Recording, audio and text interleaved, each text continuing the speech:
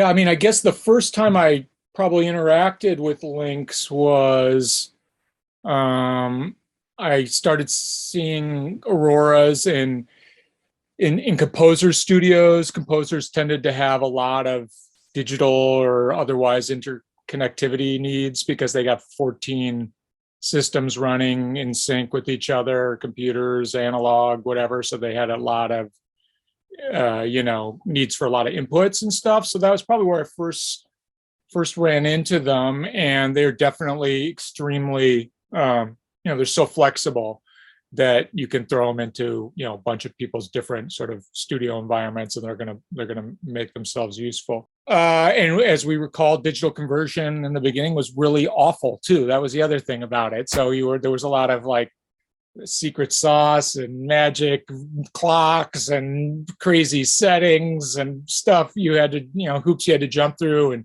everyone was looking always for a way to make it sound better, which I think a lot of people's sort of distaste for digital, was really an honest and subjective view of what were just crappy converters, And as it's gotten better, we've moved forward. We've got newer, better stuff. It's gotten a lot better, to the point where great converters now are I think, superior, sonically more transparent than anything we had in the past as a way of capturing media. And I mean, they're really amazing.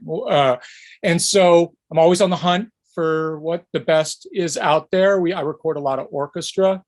So, we're into pristine recordings and clear captures and beautiful rooms and amazing musicians, and we surely want it coming out on the other end the same way too.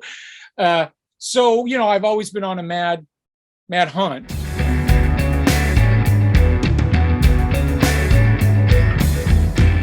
In 2019, my friend Ron Entwistle, Spider, description of Spider is the kind of guy who knows the stuff, like this, everything, the good stuff he knows, And so I've heard Tony Maserati say this, just to be clear, I feel the same way.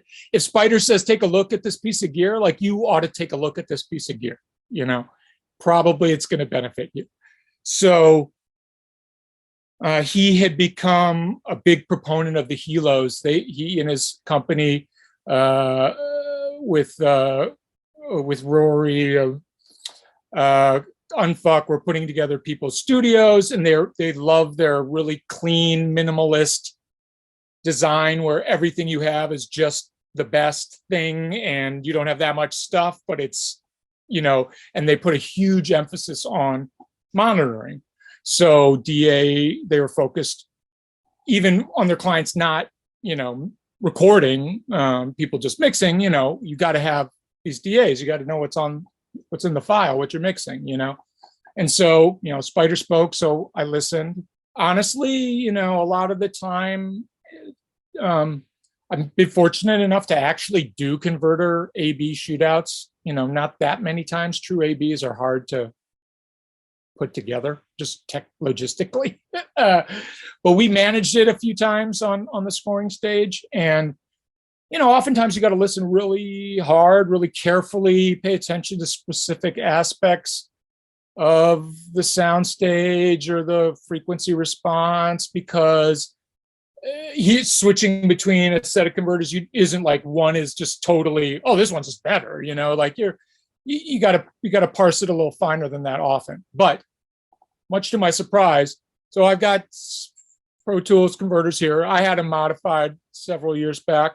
They're even better than the stock converters on the HDIOs, but I don't use those. They're going into another box I have digitally from a company I love that does really fantastic stuff. And they've been doing the conversion for me for a while. They sound great. And I was going to put the Hilo up. I was expecting, that hard listening experience. And it wasn't. It was pretty obvious right away, like, this thing is just, the sound's happening better here. And both through my speakers, so with that constant, but also just plugging headphones directly into the box. So including the headphone amp that's in there, which I know the other box has an excellent headphone amp, but certainly the Hilo one is excellent as well. So yeah, I had that moment where I was like, okay, it's not leaving. You know, the Hilo's staying here, and it's taken over whatever are the two most important channels of audio here, which generally speaking, of course, is the mix bus. Yeah.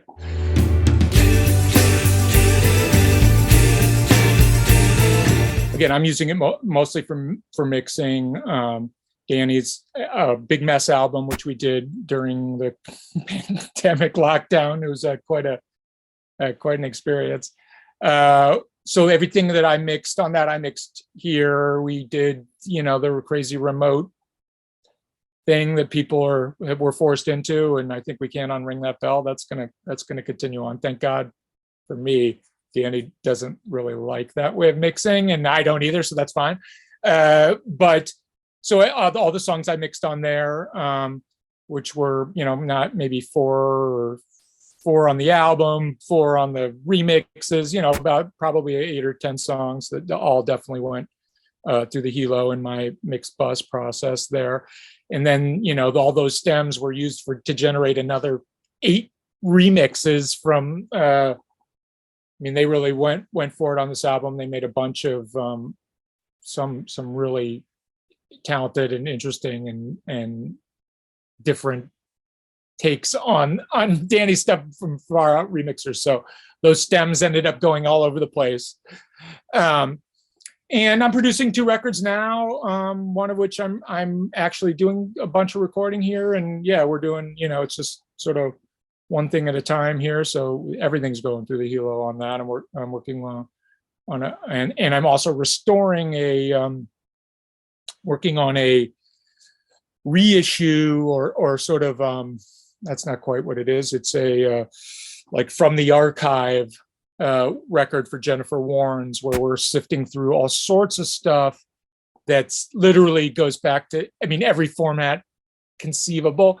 And I'm going to be having to, restore and remix and remaster and do all sorts of stuff. And I know that it's going to be it's already become a big part of that game for me to get the most out of all these archive materials. Yeah, I think that there's sort of, you touched on it, there's sort of a pure technical side to it, and then there's a sort of just a feeling side to it. And of course, we're making music, we're not making math. We're trying to capture feelings and honestly, I think it's kind of a miracle when you can make a file that moves magnets and shakes some air, and then somebody on the other side has a feeling. You know what I mean? That's kind of amazing. So it's not done easily, So yeah, just experiencing it. There's a width and a depth, like Dave was talking about, and just a clarity, but not in that like transparent compressor or surgical EQ kind of clarity. Just like it's real. It sounds true. It doesn't. Sometimes the converter thing is more easily experienced in the absence. You know what I mean? So you're like, whoa, the gauze came off the speaker. You know what I mean? So sometimes it's just and then I think that directly relates to what I perceive as the technical side, which is, and this is something I think of a lot when I'm evaluating speakers, is resolving those tails and dynamic expression in the music that I do a lot, film music and orchestral music. You get a massive full scale wham that tails down to nothing. You know what I mean? And how well can you hear those sounds resolved when you're selecting a reverb? That's where you because the room resolves pretty well generally, or at least I'm lucky to work in rooms that have already been pre-selected for for good sounding reverbs, So in certain ways, it's like more present on the reverb because you're trying to match that perfect tail that you have in your mind, or that's going to match with what's in the recording. And you can really feel as it goes from, a loud sound where it's going to have the benefit of about a lot of bits to give it the info, and it's generally going to sound good there. As it tails out, do you hear any sound degradation? Does the tail get wimpy at the end, or does it resolve again, like I said, crisp and clean and natural? Yeah, I mean, it was either complete happenstance or a lifelong dedication to music. I mean, I can tell you that how I got my first job was complete happenstance. And my brother, would hang out at the YMCA in the steam room after he was work out, and he met Danny's orchestrator, Steve Bartek, guitar player for Oingo Boingo, one of the world's most smart and kind and cool men. And he was looking for an assistant, and so that was how I got my job. Oh, my brother knows, and a misunderstanding, because I worked at a economic consulting firm called Lexicon, and Steve thought I worked for Lexicon Digital Reverbs. So that's what got me the interview. And then, I made myself useful. But what really made me useful at that point was that when I was 3 years old, I was gifted the Muppet Movie vinyl by my neighbor.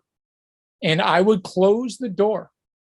I would go into my room and I would close the door and listen to that record over and over. And my parents would wonder, what's he doing in there? No one was allowed in.